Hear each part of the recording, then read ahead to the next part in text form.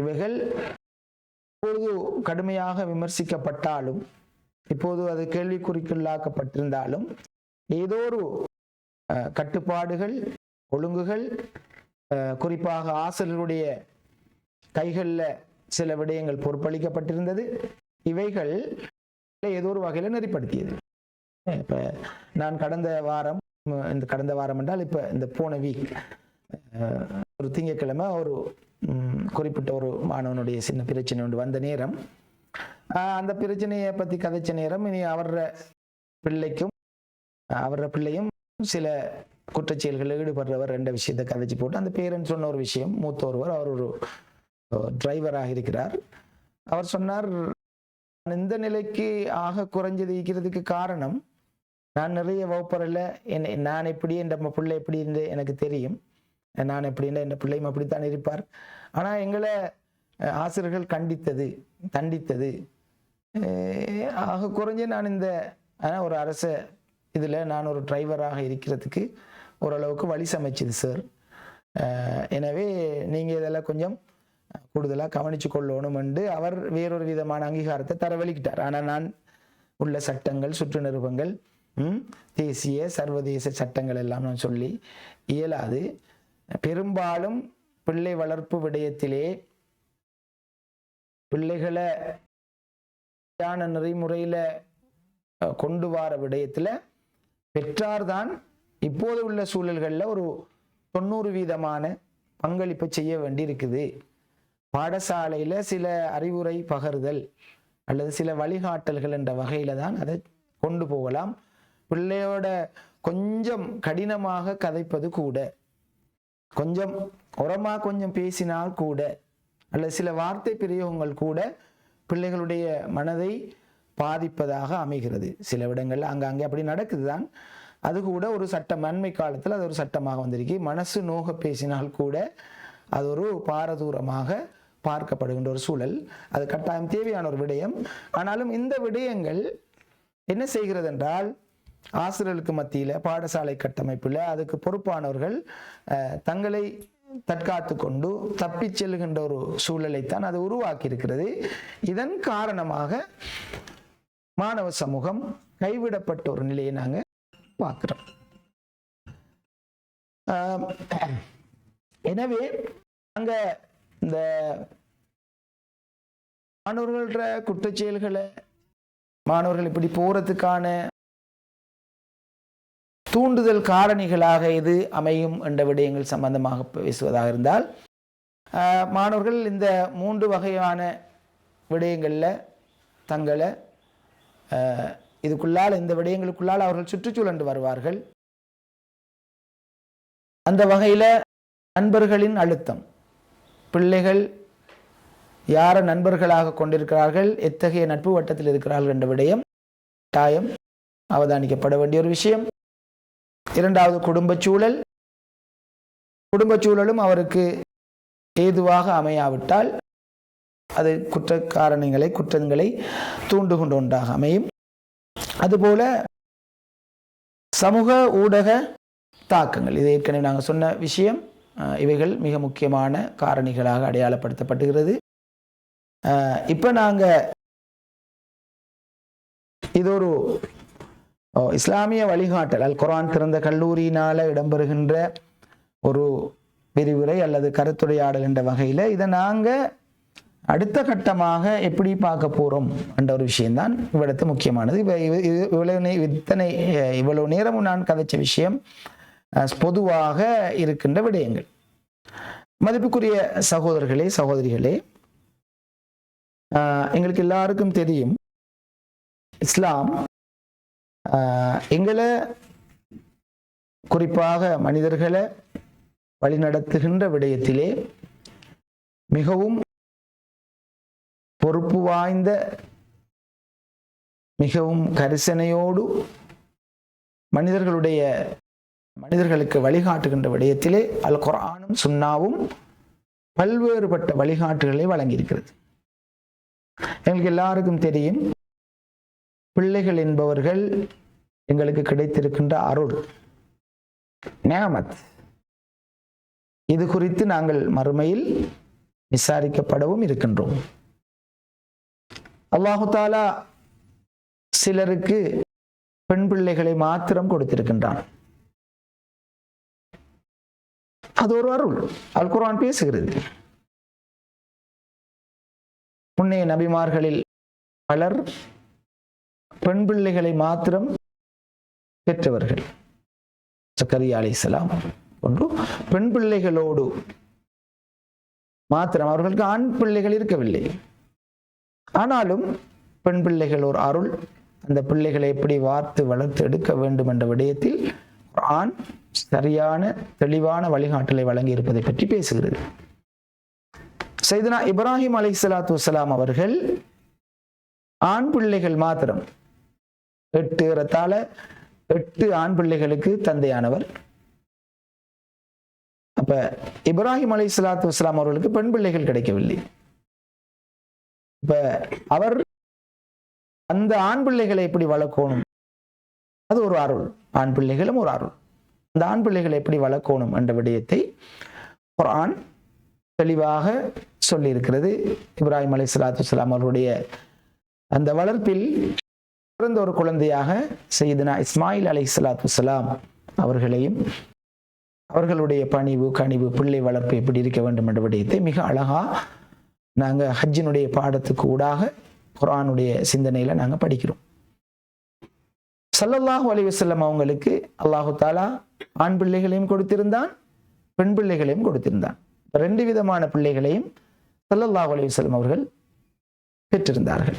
இந்த 2 நியாமத்தையும் பெற்றிருந்தார்கள். பிள்ளை வளர்ப்பு விஷயத்திலே எவ்வாறு இருக்க வேண்டும் என்ற விடயம் தொடர்பாக நபியுனா ஸல்லல்லாஹு அலைஹி வஸல்லம் அவர்கள் பல்வேறுபட்ட வழிகாட்டல்களை வழங்கி பிள்ளைகளை மிக சிறப்பாக வார்த்து வளர்த்தெடுத்திருக்கிறார்கள். 4வது விடயம், சிலருக்கு பிள்ளை இல்லை, பிள்ளை பாக்கியம் இல்லை.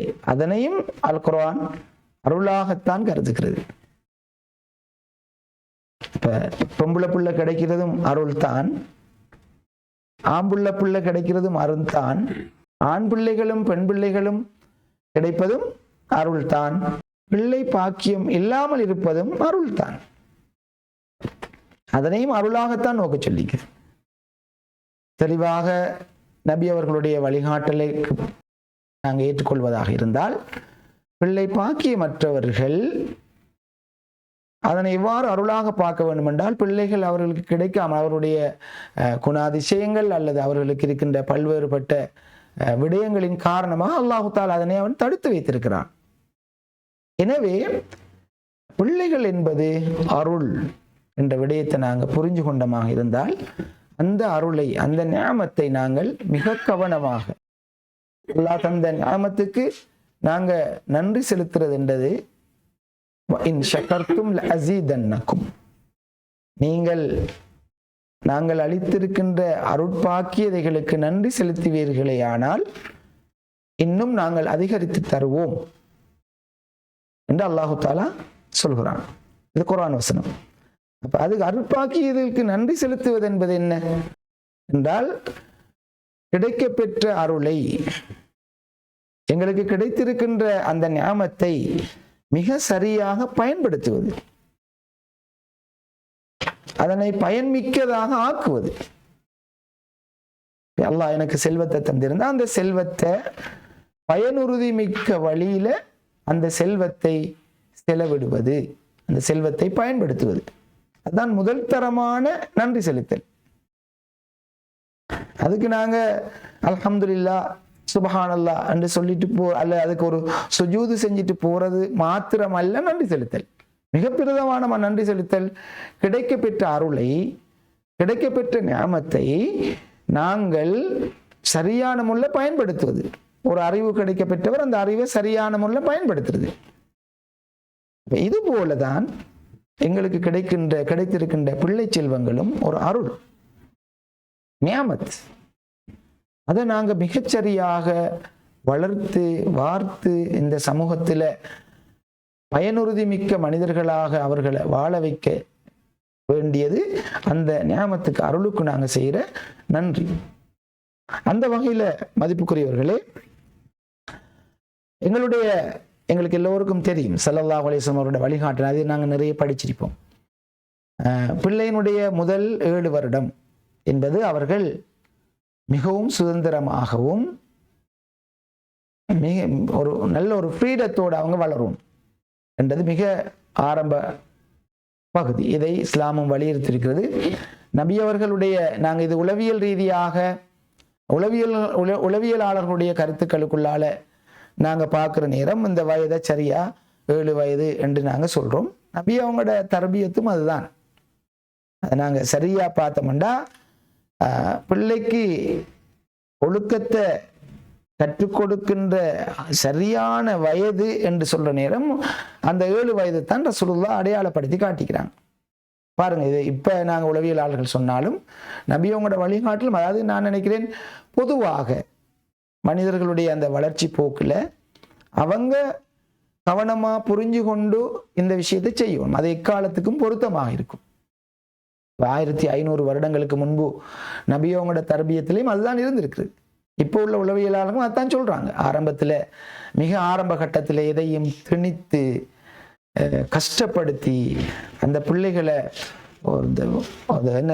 அந்த விரைச்ச ஒரு நிலையில ஒரு ஒரு ஒரு ஒரு அந்த மரத்து போன ஒரு நிலையில உருவாக்காம அவங்கள நல்ல ஹுர்ரியத்தோடு ஃப்ரீடமாக அவர்களை ஆரம்ப கட்டத்தில் விட்டு வளர்க்க வேண்டிய இடம் 7 வயதுக்கு பிறகு. அதனால ரசூலுல்லாஹ் எங்க அதை தொட்டு காட்டிக்காங்கன்னா, 7 வயதானால் உங்களுடைய பிள்ளைகளை தொழுகைக்காக பழக்குங்க. இந்த இடத்துல நாங்கள் ஒரு பாயிண்ட் பண்ணி காட்ட வேண்டிய விடயம், பெற்றார்களாகிய எங்களுக்கு அல்லது மாணவர்களோடு உறவாடுகின்ற ஆசிரியர்கள் அல்லது அவர்களை வழிநடத்துவர்கள் எங்களுக்கு மிக முக்கியமான ஒரு விடயம் சுன்னாவில் அழகா இருக்கிறத பார்க்கிறோம். பொதுவாக ரசூலுல்லாஹ்வுடைய ஹதீஸ்களை நாங்க பார்த்தா பெற்றார் பிள்ளைக்கு செய்ய வேண்டிய கடமைகள்ல என்று வார நேரம் சிறப்பான அறிவை ஒழுக்கத்தை கொடுக்கிறது என்று சொல்லியிருக்கிறாங்க. இங்க ரசூலுல்லாஹ்வுடைய வழிகாட்டல்ல நாங்க பார்க்கலும் ஆத்மீக ரீதியான வழிகாட்டலை குறிப்பிட்ட ஒரு இபாதத்தோடு தொடர்பு படுத்தி ரசூலுல்லாஹ் சொன்னதை பார்க்கிறோம். பிள்ளையோட பயிற்றுவிப்புல மிக முக்கியமான ஒன்று ஆத்மீக மேம்பாடு. அந்த ஃபவுண்டேஷன் சரியாக விழுமாக இருந்தால், அந்த ஃபவுண்டேஷன் சரியாக அமையுமாக இருந்தால், அந்த தளத்தில் இருந்து கொண்டுதான் ஏனையவைகள் எல்லாம் வரும். இதை நாங்க கொஞ்சம் எங்கட பயிற்றுவிப்புல அல்லது எங்கட இதுல நாங்க சில போது தவறுகின்ற விடயங்கள், இந்த ஆத்மீக ரீதியாக பிள்ளைகளை பயிற்றுவிப்பது அல்லது அவர்களை நல்ல ஒழுக்கத்தோடு அவர்களை பயிற்றுவிக்கிறது என்ற விடயத்தை சில போது தவிர்த்து கொண்டு, அல்லது இப்ப நவீன கால ஒழுங்குகளை நாங்க அப்படி அல்லது நவீன கால கல்வி முறைமைகள் என்ற அந்த விடயங்களுக்கால் நாங்க இன்வால்வ் ஆகி போயிட்டு என்ன செய்யறோம்டா, அவங்களுக்கு மிக முக்கியமா ஆரம்பத்துல கொடுக்க வேண்டிய அந்த விடயத்தை தவிர்த்துட்டு வேற அறிவு சார்ந்த விடயங்கள்ல அல்லது இந்த ஆத்மீகத்தை ஊட்டாமல் முன்னுக்கு சில விஷயத்தை நாங்க கொடுக்க பார்க்கிறோம். இப்ப நாங்க ஓப்பனா சில விஷயத்தை கதைப்போமே, இப்ப நாங்க கேஷுவலா ஓப்பனா சில விஷயங்களை கதைச்சா, இப்ப பார்ப்போம் நாங்க பிள்ளை பிறந்த ஓரளவுக்கு வந்தோடனே முதலாவது நாங்க அதுக்கு அறிவுற்ற விடயம் அது இதுல பெரும்பாலும் ஈடுபடுவார்கள். உளவியலாளர்கள் எவ்வளவுதான் கருத்து சொல்லியிருந்தாலும் ஆரம்ப கட்டத்தில் 1, 2, 3 வயதுல ஒரு 5, 6 வயதுக்குள்ளால இந்த எழுத்துக்களை பழக்கிறது இதுகள் எல்லாம் அவ்வளவு தூரம் பொருத்தப்பாடில்லை. அவங்களுக்கு ஒரு பிளே விளையாடி தொட்டுணர்ந்து அந்த அறிவை அவங்க பெறணும், ஒன்றை டச் பண்ணி அதனாலதான் அவங்க அப்படித்தான் அவங்க வளரணும். அந்த அனுபவங்களை அவங்க முதலாவது பெறணும் என்று தெளிவாக உளவியல் ரீதியான வழிகாட்டல்கள் சொல்லப்பட்டிருக்கு. அப்ப அதுல அவங்க அந்த விடயங்களைத்தான் அவங்க கற்றுக்கொள்வாங்க. ஆனா நாங்க என்ன செய்யறோம்டா, இந்த என்ன சொல்றது, அதை எப்படி அந்த வார்த்தைகளை சொல்றது, பொதுவெளி என்றதில் அப்படி சொல்றது கஷ்டமா இருக்குது. அறிவு என்றது ஒரு வகையான பயங்கரவாதமாக மாறி இருக்கு, ஒரு மாஃபியாவாக மாறி இருக்கு. இந்த இதுக்குள்ளால நாங்க இந்த உலகத்துல யாரோ எவரோ எங்களை திட்டமிடுகிறார்கள், எங்களோட லைஃப் ஸ்டைலை யாரோ தீர்மானிக்கிறார்கள். அந்த சோசியல் டிரான்ஸ்மிஷன் சொல்லுவோமே, சமூக ஊடுகடத்தலிற்கு ஊடாக நாங்கள் என்ன செய்யறோம்டா, நாங்கள் எவ்வளவுதான் தியரி பேசினாலும் அல்லது எவ்வளவுதான் இந்த விடயங்களை விளங்கிதான் அதுக்குள்ளால போயே ஆகிறோம். இப்ப சின்ன வயதிலேயே அவர்களுக்கு ஒத்து வராத அல்லது அவங்களுக்கு கஷ்டமா இருக்கிற எழுத்துக்களை பழக்கிறது, அந்த அறிவை இதை கொடுக்க, அந்த நாலேஜை கொடுக்க, இந்த நாலேஜ் கொடுக்க, இப்படி கிட்டத்தட்ட பிள்ளைகளை நான் நினைக்கிறேன் இன்றைக்கு ஒரு நல்ல நாள், சிறந்த நாள். இந்த இடத்துக்கூடாக அந்த பிள்ளைகளுக்கு ஒரு வாழ்த்துக்களை நாங்கள் தெரிவிக்க கடமைப்பட்டிருக்கிறோம். இன்று ஸ்காலர்ஷிப், இன்றைக்கு ஸ்காலர்ஷிப் டே இல்லையா? எல்லா அம்மா அப்பாவும் பிள்ளைகளை துவா செஞ்சு அனுப்புவாங்க. நாங்களும் அல் குர்ஆன் திறந்த கல்லூரி சார்பாக இன்றைக்கு ஸ்காலர்ஷிப் எழுதுகிற பிள்ளைகளுக்கு மனமார்ந்த வாழ்த்துக்களை தெரிவித்துக் கொள்கிறோம். அவங்களுடைய எதிர்காலம் சிறக்க அல்லாஹ் தஆலா அருள் புரிய வேண்டும், பரீட்சை இலகுவாக அமைய வேண்டும் என்று நாங்கள் இந்த இடத்துல அல் குர்ஆன் திறந்த கல்லூரி சார்பாக நாங்கள் பிரார்த்தித்துக் கொள்கிறோம். இது இப்படி இருந்தாலும் இது ஒரு உங்களுக்கு தெரியும், இந்த அரசாங்கம் வந்த நேரம் கூட அது இந்த பரீட்சையை நிறுத்தணும் என்ற ஒரு நிலைப்பாடு இருந்தது. அதுக்கு உளவியலாளர்களுடைய காத்திரமான வாதங்கள் இருக்குது. இப்ப இந்த பிள்ளை, இப்ப இந்த ஸ்காலர்ஷிப் எழுத போற பிள்ளைக்கு படிப்பிச்சேன் நான் நேற்றல்ல முந்த நாள் பாடசாலையில் அவங்களுக்கு ஒரு ப்ரோக்ராம் நடத்தி அந்த பரீட்சை திணைக்களம் அவங்களுக்கான சில அறிவுறுத்தல்களை கொடுக்க சொல்லியிருந்தது. அப்போ நான் பொறுப்பான வகையில் அறிவுறுத்தல் சொல்கிற நேரம் ஒரு விஷயத்தை சொன்னேன். அதாவது இப்போ நாளைக்கோ வார மாதமோ எஸ்எல்ஓஎஸ் என்ற இலங்கையில் இருக்கிற மிக முக்கியமான உயர்தரமான பரீட்சைகளுக்கு இப்ப ஸ்காலர்ஷிப் படிப்பிச்ச டீச்சர்ஸ் அந்த எக்ஸாமுக்கு விண்ணப்பிப்பார்கள், உடனே பாஸ் ஆகுவாங்க. இலங்கையில் இருக்கிற மிக தரமான உயர்தரமான பரீட்சைகள் எஸ்எல் ஸ்ரீலங்கா அந்த அந்த நாங்க இந்தியாவில் சொல்ற மாதிரி என்ன அப்படி சொல்லுவோம், சினிமாக்கள்ல சொல்லுவாங்களா ஐஏஎஸ் படிக்கிற இப்படி இந்த அப்படி ஐஎல்டி அப்படின்னு சொல்ற மாதிரி ஸ்ரீலங்காவில் இருக்கிற மிக முக்கியமான அந்த ஸ்டாஃப் கிரேட் ஆஃபீஸர்ஸ்களை கொண்டு வர அந்த பரீட்சைக்கு இந்த பிள்ளைங்களுக்கு இப்ப படிப்பிச்சாங்களே டீச்சர்ஸ், இவங்க அந்த பரீட்சை எதிர்கொள்வாங்களா அவங்க குயிக்கா பாஸ் பண்ணுவாங்க. அநேகமான இந்த பரீட்சைகள்ல பிரைமரி எஜுகேஷன்ல இருக்கிறார்கள் பாஸ் பண்றது கூட. ஏன் சொல்லுங்க, ஏன் அது என்ற அந்த அளவு தரத்துல ஹெவியாக பிள்ளைங்களுக்கு அவங்க அந்த இவ்வளவு காலம் அந்த அறிவை ஊட்டுறாங்க. சில நேரம் நான் ஒரு பரீட்சை திணைக்களத்தில் நடந்த ஒரு கலந்துரையாடல்ல நான் கலந்து கொண்டேன். அப்ப அங்க வந்து இந்த டைரக்டர்ஸும் பேசின ஒரு விஷயம் என்னடால், இந்த இப்ப இந்த 5ஆம் ஆண்டு பேப்பரை இப்ப நடக்க போற பேப்பரை இப்ப சில நேரம் அவங்களே சொன்னாங்க எஸ்எல்ஏஎஸ் நாங்க இப்ப எங்கள்கிட்ட கேட்டாலும் எழுதுறது கஷ்டமா இருக்கும். பிள்ளைகள் எழுதுற பேப்பரை இந்த ஹைரார்கி ஆபீசர்ஸ் இருக்கிறாங்களே அவங்க எழுத சொன்னா பிள்ளை கூட மார்க்ஸ் எடுக்க, அவங்க குறையத்தான் மார்க்ஸ் எடுப்பாங்க.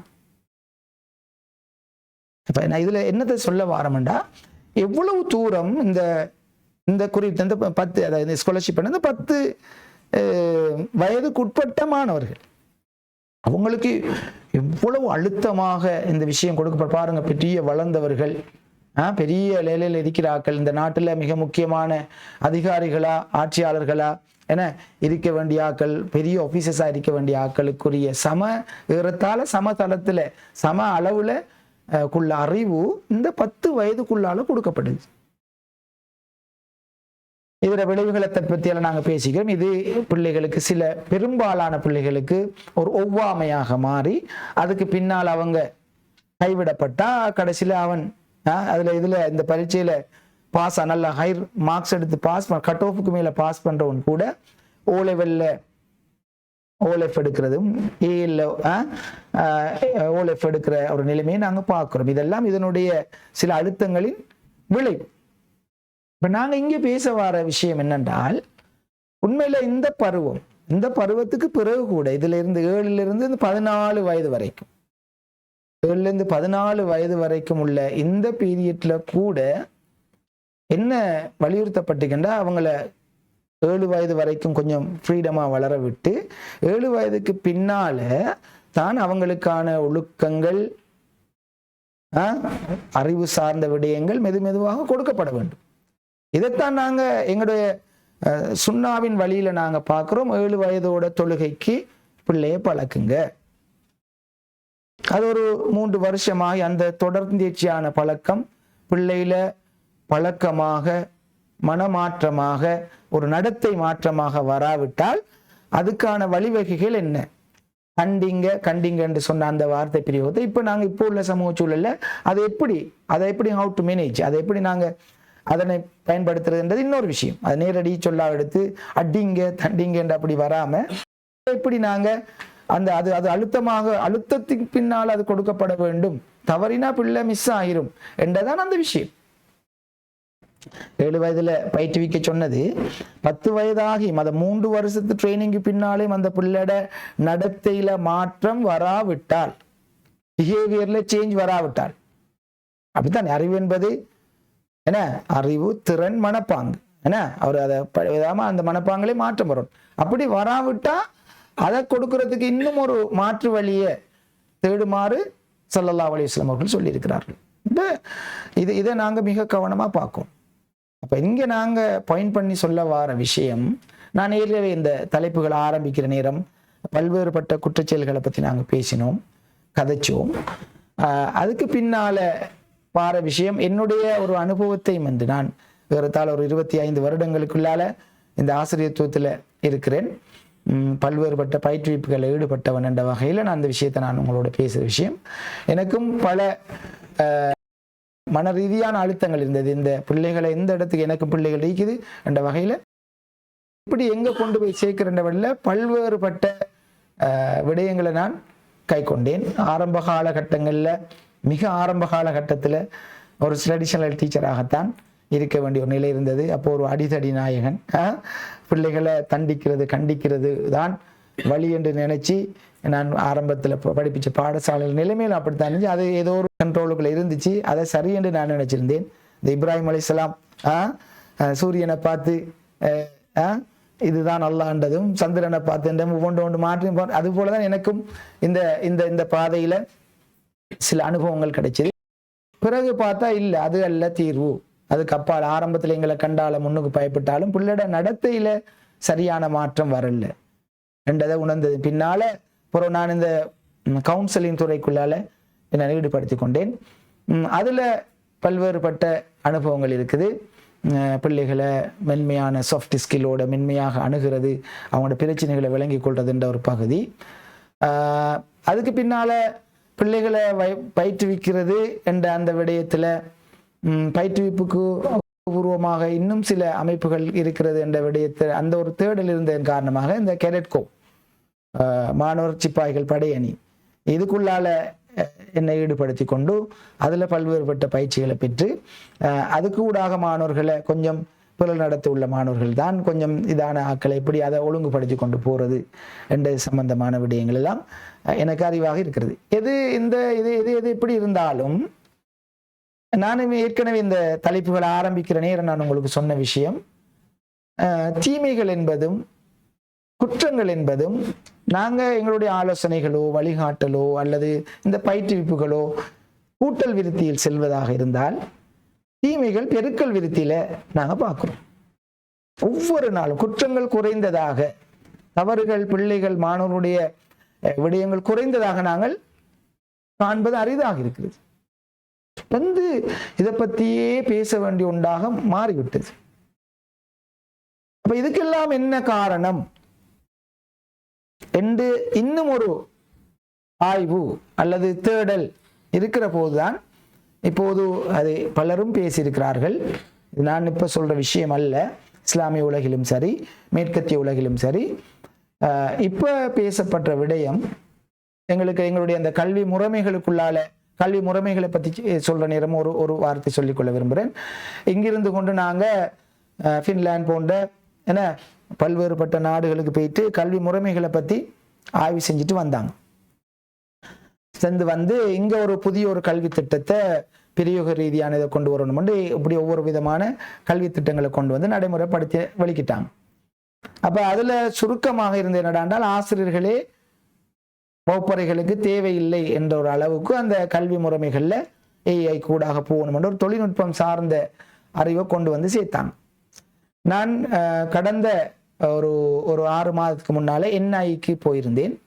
அங்கே இருக்கின்ற இந்த கல்வி பாடத்திட்டத்தில் மாற்றங்களை ஏற்படுத்த வேண்டும் என்ற நிலையில இருந்த ஒரு ப்ரொஃபஸர், அதே நேரம் அவர் அந்த நேரடியாக வெளிநாட்டு பல்கலைக்கழகங்கள் சென்று அந்த விடயங்களை பயின்று கற்று வந்து இங்கே சிலபஸ் எல்லாம் போட்டு ஒருவர் பிரத்யேகமாக என்னோட கதைக்கிற நேரம் பேரை சொல்லி ஆரிஃபின் பேரை சொல்லி சொன்னார்.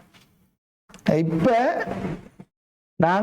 அவங்க 10 வருஷத்துக்கு முன்னால், அதாவது பேக் டு ரூட் என்ற ஒரு தியரியில கல்வியை கொண்டு வராங்களாம்.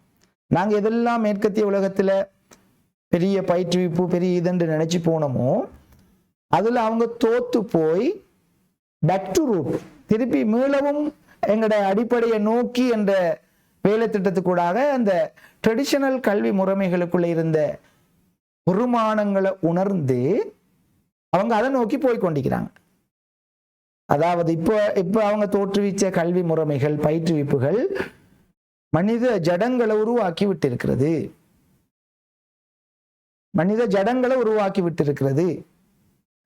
எடுத்துக்காட்டுக்கு நான் தெளிவான 2 உண்மை சம்பவங்களை நான் சொல்றேன். நான் அந்த மாவட்டத்தை இதை சொல்றது அவ்வளவு பொருத்தம் இல்லை.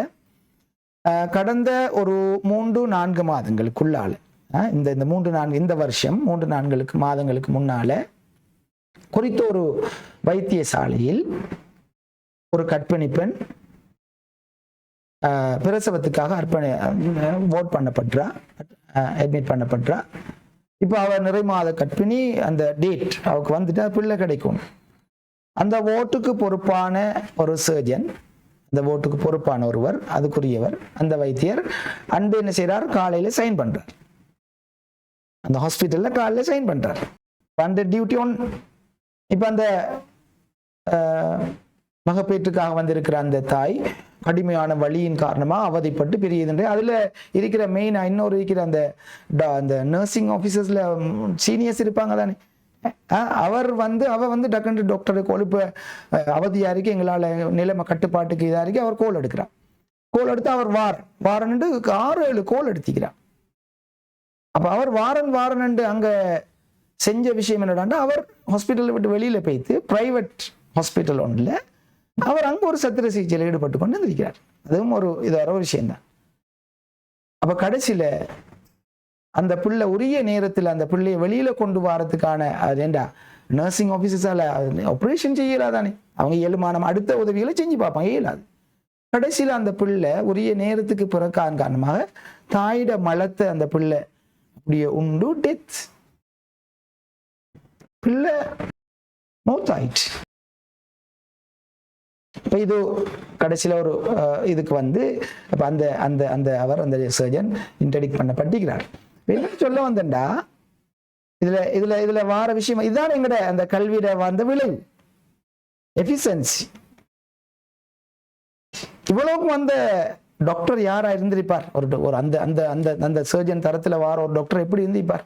நாங்க இப்ப சொல்றோம் இந்த ஸ்காலர்ஷிப் இன்றைக்கு நடக்கிற இந்த ஸ்காலர்ஷிப் பரீட்சையில போல அவர் கெட்டித்தனமா இருந்து அதுல பாஸ் ஆகி பிறகு ஒரு ஓ லெவல்ல 9 எடுத்து பிறகு 3 எடுத்து அதுல ஒரு பெரிய டாப் லெவல்ல இருக்கிற ஒரு ஹாஸ்பிட்டல் அந்த ஒரு யூனிவர்சிட்டிக்கு போய் அங்க படிச்சு அங்க டாக்டர் அதுலயும் சிறப்பு தேர்ச்சி. இப்ப பாருங்க இந்த அறிவு அவர் எங்க கொண்டு போய் சேர்த்து வைக்குது, கடைசியில் அவருடைய பண்பாடு விளைவு இதேதான்.